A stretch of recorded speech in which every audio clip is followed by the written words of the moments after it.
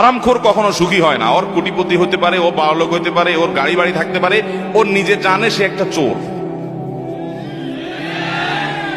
সবাই তারে sir sir বলবে, ও জানে যে আমি স্যার না কি স্যার সেটা তো আমি জানি রে। সব মানুষের রক্ত চোষা টাকা। এই জন্য হারামখোরের মনে কখনো শান্তি থাকে।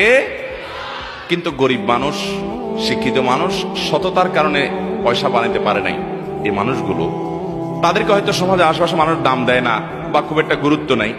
মানসিকভাবে সে জানে সে কত বড় একটা শক্তিশালী মানুষ, যে সে নীতিবান ছিল, আদর্শবান ছিল, কখনো তার নীতিকে বিক্রি করে নাই। এরকম বহু সৌভাগ্যবান মানুষ দেখার সৌভাগ্য আমার হয়েছে।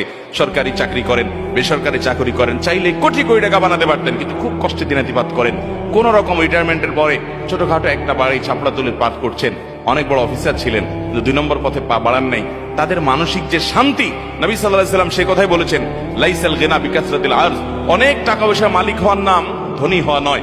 ইন্নাল গিনা গিনান নফস, প্রকৃত ধনী হলো সে যে মনের দিক থেকে সে জানে তার কোনো দুর্বলতা নাই, সে কোনো অন্যায় করে নাই, যেটুকু হয়েছে সেটুকু হ্যাপি, তার অতিরিক্ত ডিমান্ডও নাই, চাহিদাও নাই, চাহিদাকে সীমিত করে ফেলেছে।